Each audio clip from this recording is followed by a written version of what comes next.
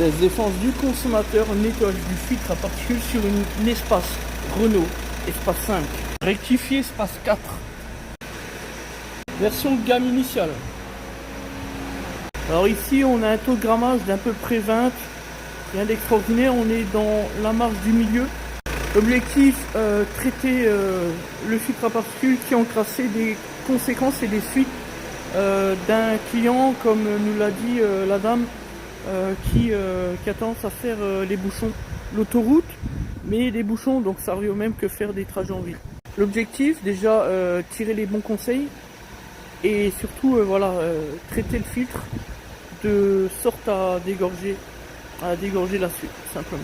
Je rappelle à nos chers consommateurs que vous avez beau faire les meilleurs traitements possibles et inimaginables qui existent sur le marché, vous avez beau tout faire bien, sauf que si vous faites preuve de négligence, c'est-à-dire si vous faites des petits trajets successifs en ville, etc., peu importe vos impératifs, on peut les entendre, le problème c'est que nous on est là pour conseiller.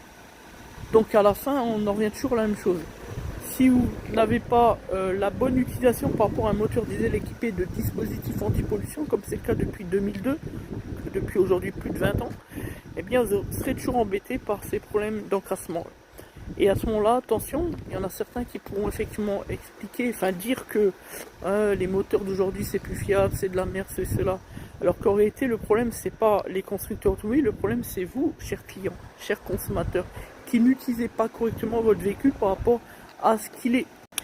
Par exemple, lorsque vous n'avez pas l'usage naturel d'un véhicule diesel, achetez un véhicule essence, achetez un hybride, achetez un électrique, mais n'achetez plus de diesel. Le diesel aujourd'hui, ça veut dire quoi? Le carburant est gras, les particules de carbone, les deux mélangés, ça fait quoi? Ça fait des bouchons un peu partout, et donc sur les dispositifs anti-pollution qui ne font que s'encrasser, puis se surencrasser, et puis à la fin c'est la panne, tout simplement, c'est le bon sens.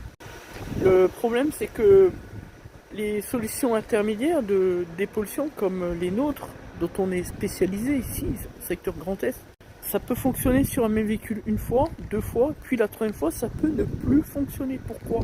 Parce qu'à force de jouer avec le feu, eh bien la suite devient du ciment, et c'est la descente aux enfers. Il faut vraiment finalement remplacer le FAP.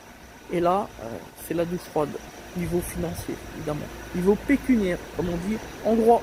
Eh oui, son véhicule, il faut en prendre soin, il faut bien s'en occuper, bien le faire réviser régulièrement, etc. En d'autres termes, respecter les préconisations et les normes du constructeur.